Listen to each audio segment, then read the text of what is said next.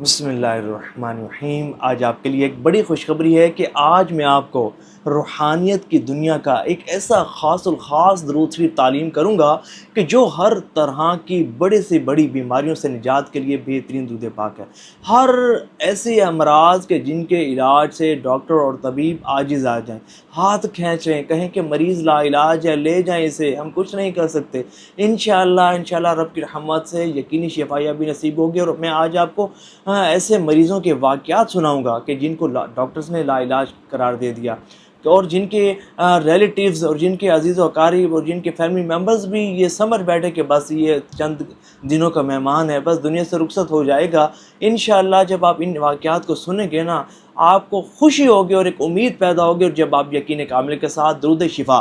جس طرح میں بتاؤں گا کس طرح پڑھنا ہے، کس تعداد کے مطابق پڑھنا ہے، پڑھنے کا خاص طریقہ کیا ہے، اور اس کو لکھا کیسے جاتا ہے، لکھ کر کیسے پیا جاتا ہے، سب کچھ بتاؤں گا۔ اور اس کے علاوہ اگر آپ کسی روحانی مرض میں مبتلا ہیں، جادو ہے، بندش ہے، سحر ہے، ٹونا ہے، کسی نے کھلا پلا دیا ہے، یا ایسا معاملہ ہے کہ جناتی معاملہ، اسراتی معاملہ، اور آپ بڑے پریشان ہیں، آپ نے بڑا علاج اپنا کروا لیا، یا آپ رجعت میں مبتلا ہیں اور آپ کو شفا یابی نصیب نہیں ہوتی نا، یقین مانیں اگر آپ اس ویڈیو کو مکمل ایک مرتبہ دیکھ لیا نا آپ نے، آپ کا ایمان تازہ ہو جائے گا، اور انشاءاللہ درود شفا ہی آپ کا محبوب وظیفہ بن جائے گا، اور انشاءاللہ اس مجرب وظیفے کی برکت سے بہت سو کو شفا ملی، لاکھوں کو شفا ملی، آپ کو بھی ملے گی انشاءاللہ۔ میرے ایک دوست ہیں علامہ فیاض العمر صاحب، تو انہوں نے رابطہ کیا، انہوں نے کہا جناب میرا ایک بھتیجا ہے اور وہ بہت بیمار ہے، ہم بہت زیادہ پریشان ہیں، ہم علاج بھی کروا رہے ہیں لیکن شفا یابی نصیب نہیں ہو رہی، میڈیسنز بہت لگ رہی ہیں لیکن مریض ریکور نہیں ہو رہا، شفا یاب نہیں ہو رہا۔ میں نے کہا کوئی نہیں، پریشان نہ ہو، درود شفا پڑھیں، یقین کامل کے ساتھ پڑھیں، اور اس بچے پر دم کریں، انشاءاللہ اللہ تعالیٰ کرم فرمائے گا۔ تعداد بتائی اور انہوں نے درود شفا پڑھ کر دم کرنا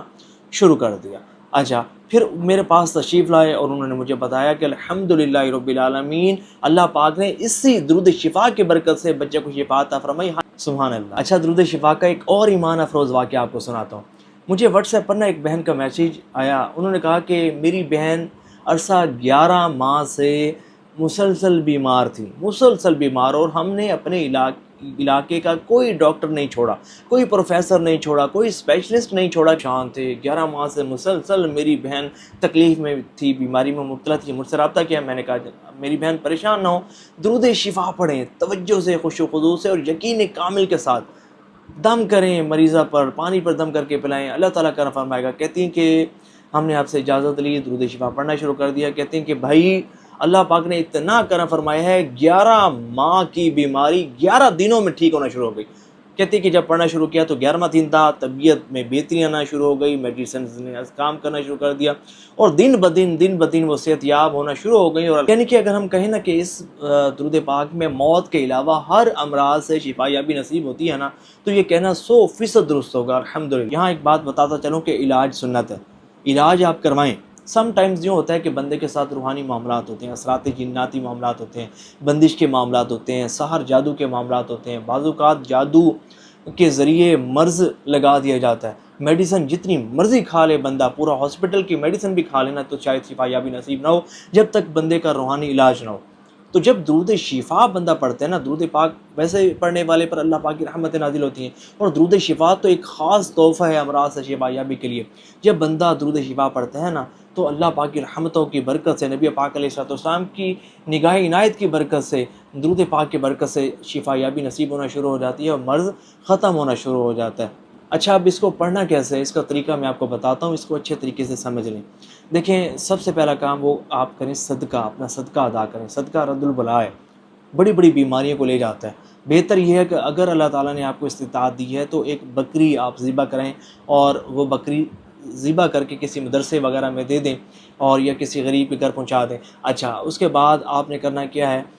تہجد کے وقت استغفار کرنا ہے۔ استغفار بھی بڑا زبردست وظیفہ ہے، اللہ پاک سے اپنے گناہوں کی معافی طلب کرنی ہے، استغفار کی بھی بڑی برکات ملتی ہیں۔ تہجد کے ٹائم نہ پڑھ سکیں کوئی بات نہیں، دن میں کسی ٹائم ایک تسبیح توجہ کے ساتھ پڑھنی ہے، اور پھر 2 رکعت نماز نافل حاجت کے پڑھنے ہیں کہ یا اللہ پاک میں درود شفا کا وظیفہ شروع کرنے لگی ہوں، اس کی برکت سے مجھے شفا عطا فرما۔ اچھا، پھر آپ نے حاجت کے نفل پڑھ لی، اب آپ نے توجہ سے بیٹھ جانا ہے، گنبد خضرا شریف کا تصور کرنا ہے، سنہری جانیوں کا تصور کرنا ہے، اور مراقب ہو کر نبی پاک علیہ الصلوۃ والسلام کو اپنے سامنے تصور رکھتے ہوئے آپ نے درود شفا پڑھنا ہے، اور اس طرح پڑھنا ہے کہ آپ درود پاک پڑھ رہے ہیں اور مدینے والے مصطفیٰ صلی اللہ علیہ وآلہ وسلم آپ کا پڑھا گیا درود پاک سن بھی رہے ہیں، آپ کو دیکھ بھی رہے ہیں، آپ کی بیماری کو بھی جانتے ہیں۔ اور پھر آپ نے جب درود شفا 313 پڑھ چکے نا، پھر آپ نے کیا کرنا ہے؟ کرنا یہ ہے کہ مراقبہ کرنا ہے، اور یہ تصور کرنا ہے کہ سنہری جالیوں سے آنکھیں بند کر لینی ہے آپ نے، اور تصور مدینہ کرنا ہے، خود کو محسوس کرنا ہے کہ میں مواجہ شریف کے سامنے حاضر ہوں، سنہری جالیوں کے سامنے حاضر ہوں، اور سنہری جالیوں سے نور تشریف لا رہا ہے اور میرے جسم میں اتر رہا ہے، میرے بدن میں اتر رہا ہے، اور جو بیماری ہے، جو میرا مسئلہ ہے، جو میری پرابلم ہے، وہ اس نور کی برکت سے شفا میں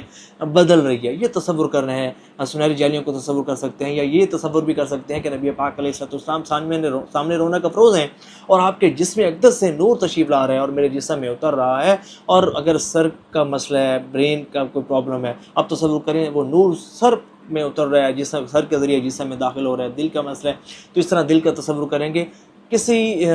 بھی لا علاج امراض میں آپ مبتلا ہیں نا، یقین کامل کے ساتھ آپ نے یہ وظیفہ اور یہ مراقبہ آپ نے کرنا ہے۔ 313 اگر نہیں پڑھ سکتے، ایک تسبیح پڑھنے، ایک تسبیح نہیں پڑھ سکتے 41 مرتبہ پڑھنے، آپ نہیں پڑھ سکتے کسی سے پڑھوا کے دم کرا کے آپ جو ہے وہ پئیں، آپ کے اوپر دم کیا جائے، آپ کو دم کیا ہوا پانی پلایا جائے، انشاءاللہ شفا یابی نصیب ہوگی۔ ایک خاص کام ساتھ یہ کیجیے گا کہ درود شفا لکھیں، اور بغیر اعراب کے لکھیں۔ ہاں، اس میں جو ہا اور میم جو ہے اس کے جو سوراخ ہیں وہ کھلے ہونے چاہیے، اور بہتر ہے زعفران کے قلم سے لکھیں۔ زعفران کا قلم اویلیبل نہ ہو تو زردے کو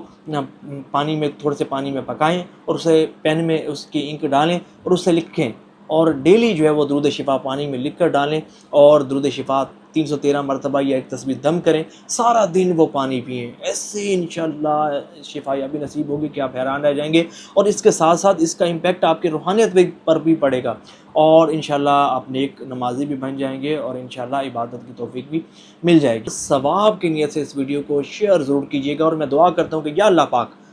جو بھی کسی مرض میں مبتلا ہے، ثواب کی نیت سے اس ویڈیو کو شیئر کرے، اسے شفا یابی نصیب فرما۔ آمین یا رب العالمین، بجائے خاتم النبیین وصلی اللہ علیہ وآلہ وسلم۔